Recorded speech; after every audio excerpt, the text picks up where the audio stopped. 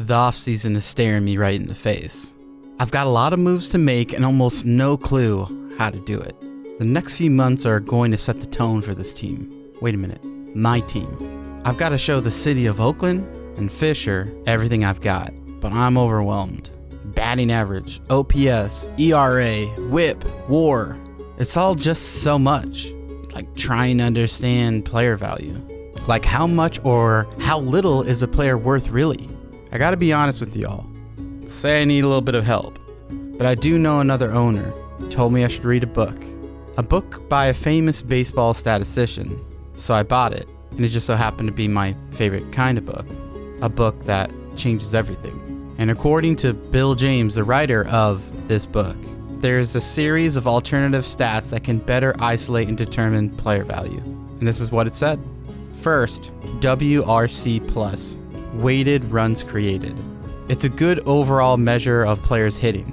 The plus added to the acronym means that the statistic is shown as a ratio to league average, 100 being the average. For instance, 110 WRC plus means the player's runs were 10% above average. 90 means 10% below average. Okay, I got it, I thought. Runs created, number one metric to look at. Next, he debunked OPS plus. On-base percentage plus slugging percentage, OPS, was an early advanced stat for hitting, but its use in sabermetric research has waned for the advent of WRC plus and WOBA, which are more accurate. Adding OBP and slugging together is somewhat arbitrary, unlike the more precise weightings of newer stats. Reference but rely less on OPS. Well, okay then. Now for WAR. Wins above replacement is a handy measure of a hitting or pitcher's overall contribution to wins. WAR encompasses a hitter's defense hitting and base running. WAR for pitchers is based on defensive independent pitching and the effect of leverage on the bullpen. Wins are expressed relative to theoretical replacement player, meaning minor league players who would be called up to replace openings on that roster. All this makes sense for hitters. Is there anything else for pitchers? Introducing FIP, fielding independent pitching. Intended to be a measure of pitcher's performance unaffected by the defense behind him. FIP is based on strikeout percentage, walk percentage, and home runs per 9 innings. This reflects the pitching outcomes which are most within the control of the pitcher. Okay, so this gives a view on pitcher's value, but how can I predict how many runs a pitcher will give up per save? ERC, earned run component, attempts to forecast a pitcher's earned run average from the number of hits and walks allowed, rather than the standard formula of average number of earned runs per 9 innings. ERC allows one to take a fresh look at pitcher's performance and gauge if his results are more or less than the sum of its parts. With this, I know exactly what I need to do. I've got to create my own algorithm. One that will help me remove all bias and understand how much we are paying to create runs and how much to save them. And by looking at this at a player level, we'll be able to make data-driven decisions that sets us up for success. This is how I'm going to make a championship club with $35 million. So here it is. I've preloaded every renewable and arbitration player on the A's roster into the algorithm. I've also compared it to the top players in the league for context. And as we go through the offseason, we'll be using this, the algorithm, to determine who we should sign and for how much. Yes. Well, I guess it's time we go hunting. This is episode number 3, the algorithm.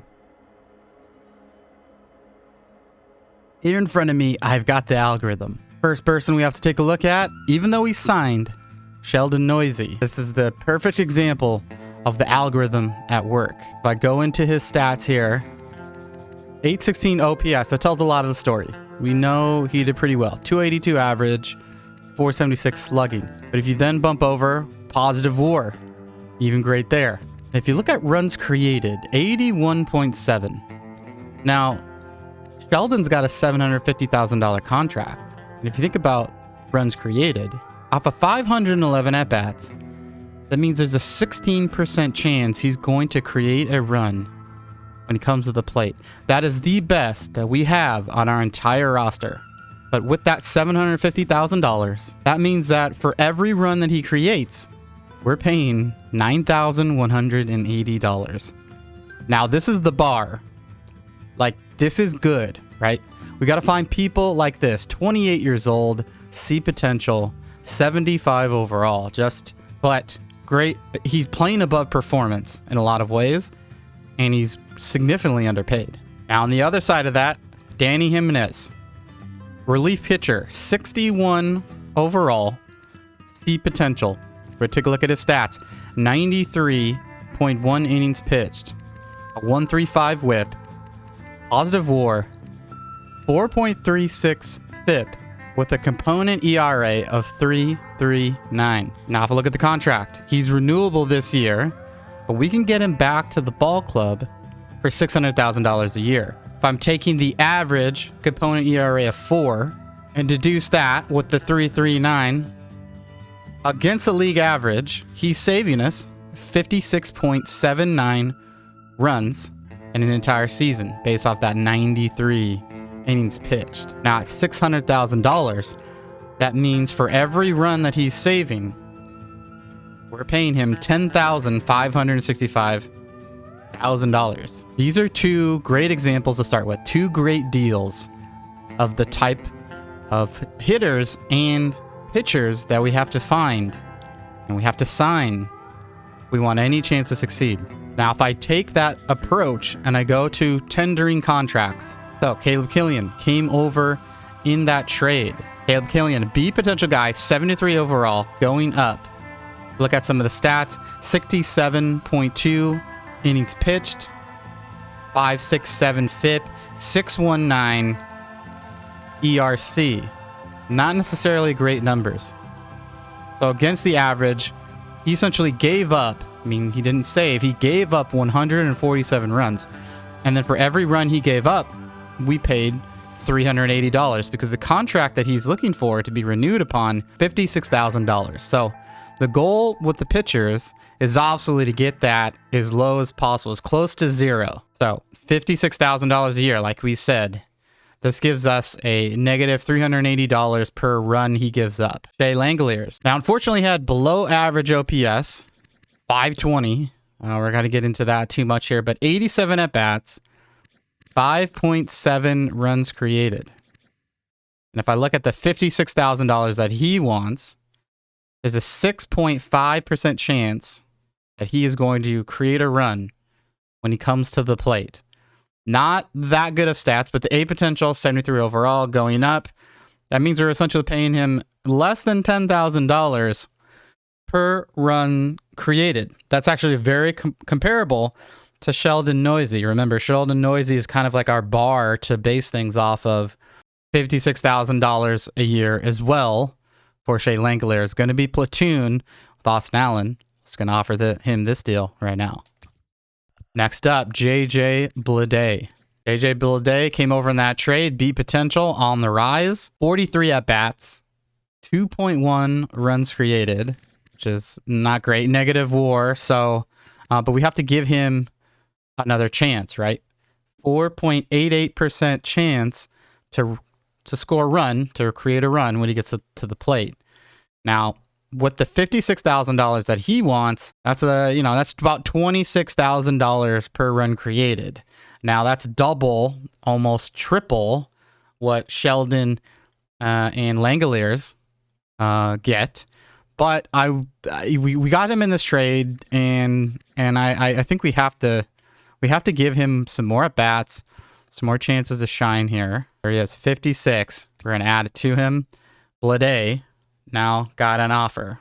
Controversial one right here. Brent Honeywell took a long, hard look at Honeywell here. He's getting a lot of money here. So 160 innings pitched, 5.44 FIP, 6.24 component ERA.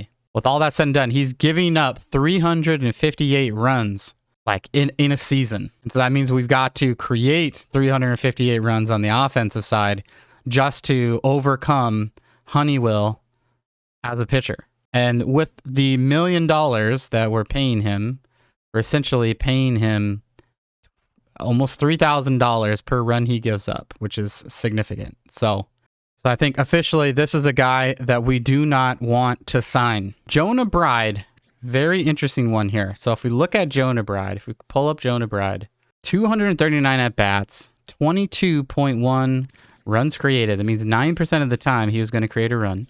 Pretty average OPS, With $566,000 that he wants, basically we're paying $25,000 per run created. Now, he currently is slated to be the starting first baseman. And so if we do not renew him, here for the amount that he's looking for, which is that 566, then we've got to go find a new first baseman. And I think that's what we might have to do. We're probably going to have to let Jonah Bride go. And my last interesting case for these renewable guys, Cody Thomas, 58 overall, deep potential, 28 years old, 54 at-bats, not a ton of at-bats, but did great in those at-bats. 8.8 runs created. So 16% of the time he was going to create a run. That's the best on the team if you don't count Sheldon Noisy. He wants $633,000 a year, which gets us to about $64,000 per run created. We were taking a gamble on him, even though he had a good year, and so I don't think we can right now. We're just not in a position we can do that with that $35 million. This would be a 35th of our entire budget going to one person. Some other moves around the league here. Wilson Contreras, $38.4 million deal for 4 years with the Angels. Now we get to the big ones here.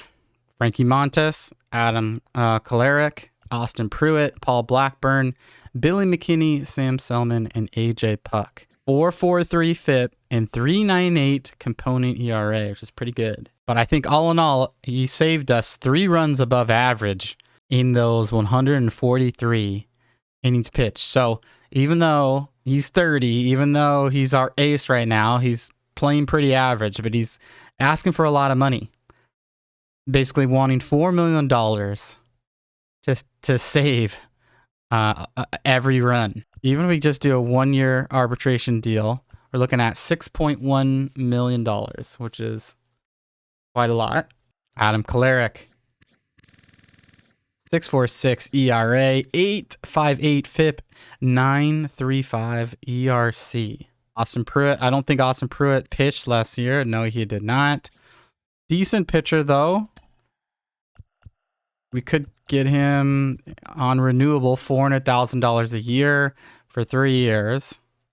He will take that for 3. So let's try that. Try and give him $433. Paul Blackburn, he did have a little bit of time here. Blackburn out of the pen, 184 innings pitched, 4.55 FIP, and then 3.7 component ERA. So he saved us about 55 runs, $27,000. So it's actually pretty good. But I don't know if we should give him anything more than just a year. He wants $1.1 million. McKinney, very rough year. 434 at bats, 589 OPS, 36.7 runs created. So basically 8% of the time he was scoring a run. And with the $1.6 million that I think he wants, we get him for 1 more year here. Yeah, look at that, 1.4 million. If we do the 1.3 million, like his ask, and he's just a depth player, basically $35,000 per run created. This would be the highest alongside Sky Bolt, but still like less than half of Cody Thomas with that 64K. So I think we're gonna let Billy walk. We just cannot re-sign him, even though we just signed him last year. Last guy to take a look at, AJ Puck. 91 innings pitched, 5.58 FIP, and then 4.68 component ERA. Essentially lost us 61 runs, and then we paid about $15,000 for those runs. He wants $950,000. I just don't think that's a good deal, but he is a lefty out of the pen. Hard to find relievers. What could we basically get him at? If we do 4 years, what's he want for 4 years? $850K a year. Yeah, so there's 775K. I think this is worth it. Now, if I look into free agency, we've got to find a DH and a first baseman. Not bad. Look at that steal. 94 steal, first base, 22 years old. I kind of like Dan Young. 6'5", 22, D potential. Can play left and first base. Pretty cheap too. Yeah, 50K. Dan Young. Let's look at center fielders now. Anyone could play first. Michael Goldberg here. 62, C potential. Get him for 70. All right, so we got a ton of people sign. Okay, so we're sitting pretty good now. Yeah, so Montas is still not signed. Puck is still not signed. We still haven't offered them arbitration. Langolier, still waiting on Langoliers and Martinez to sign here. Anyone else sign that we need to know about? Yep, Dan Young. Dan Young, 67 here. Gonna be interesting. Turnwall. Take a look. First look at Mike Turnwall already. Super good. Just as good as Eddie Hernandez. I think Eddie Hernandez can also play first. Guys, that's what we might have to do. We might have to move Eddie Hernandez to first and then bring Turnwall up to the league as a rookie. And so DH, we need a starting pitcher and then 3 relievers. Maybe 4. Wow, look at TJ McFarland though. He's going up. Look, so look at 2.58 ERC and 2.06 last year. I think this is someone we want to take a look at. Let's see. He only pitched 7 games, 7 innings, but hey, that's still decent. Okay, $800,000. How does that compare here? We'll give him the shot. We'll give him the experiment. Lefty, 64, D potential. He probably wants a little bit of money, so let's see if we can nab him. I think we need one more here. Okay, I liked Strom here. $2.5 million a year, though. 2.7 for 3 years, but a great lefty in the pen. Performed very well. Aaron Nola, 5-year, $147 million to the Mets, huh? What does Bassett want? Okay, so we get 12.5 a year. I think this probably is going to be worth it if I look in the algorithm here. Frankie's at 11.5 and performing better, so let's offer. Lead in here. Okay, what else? Bassett is no longer interested in athletics because he signs with the Braves. $17.5 million deal. Got $2.5 million more. We've got Rule 5 coming up here on the 15th. I think that's likely where we're gonna find a pitcher. Tim Anderson, $47.6 million deal to the Orioles. That's gonna be interesting. Okay, Rule 5 draft. We got one spot. Let's go do this draft. We are first pick here. Okay, let's see. Who could we get? Okay, is there any pitchers? Let's look. There is. Okay, so we could do Griffin Canning. What you see? He hasn't played very much though. Hasn't pitched very well, but still, he could slide in, be really good for us. Second base, shortstop's gonna be pretty good, but I just can't get tempted. Same with Buddy Kennedy. I cannot get tempted. I wish I would have saved more room to just steal some of these guys. We're gonna take Griffin Canning here. Yeah, Jalen Miller went. We don't have anyone else who can't grab it. Oh, they took Gabriel Maciel was taken. Stolen from us. You can hit already so far. B potential, 69 overall, 24. But hey, JD Martinez, $8.8 million deal with the Giants. Syndergaard goes to the Tigers. And a trade. Wow, Brandon Lowe, B Lowe for Alex Wood, Darren Ruff, and Brandon Crawford. Wow, what a trade. Big trade for Escobar, Taijuan Walker, and James McCann. Okay, off season. So we got spring training coming. Spring training's come to end. We went 15-14. Look at these stats real quick. From who had a good spring. Okay, Max Muncy had a good spring, it looks like. 716 OPS, pretty good. Okay, Glenn Fletcher did pretty good. Noisy still doing good. 14 runs created. There we have it there. Opening day for the 2023 season is upon us. And well, I gotta say, the team's looking okay. I feel pretty good about that team. Turnwall, gonna be leading off. Robert Poisson. There at short. Eddie Hernandez playing first. Sheldon Noisy going to be our 4-hitter. Glenn Fletcher going to be getting the start in right. Austin Allen is going to be hitting, playing in the field versus righties, and Langoliers against lefties. Logan Davison's going to be our DH. Max Muncy in the A-hole playing second. Christian Pache at 9. We've put together an interesting little team. And if I then go over look at the pitching rotation, Montas, Griffin Canning, Daryl James, Lizardo, Killian, everyone we set out to be here. And then our pen is looking okay. Strom added. Guerra, and Puck hopefully can shut down a lot of games. Pruitt called up, and then McFarland added. So a lot of adjustments here and there because our budget, $19 million. We still have a lot to go. We got a lot of room here to try and make some moves, wheel and deal. Maybe we might throw a couple prospects out there, get a couple big time players. In the next episode, we're going to see how all these guys fare in the first half. Can't wait to get there. Appreciate all you guys.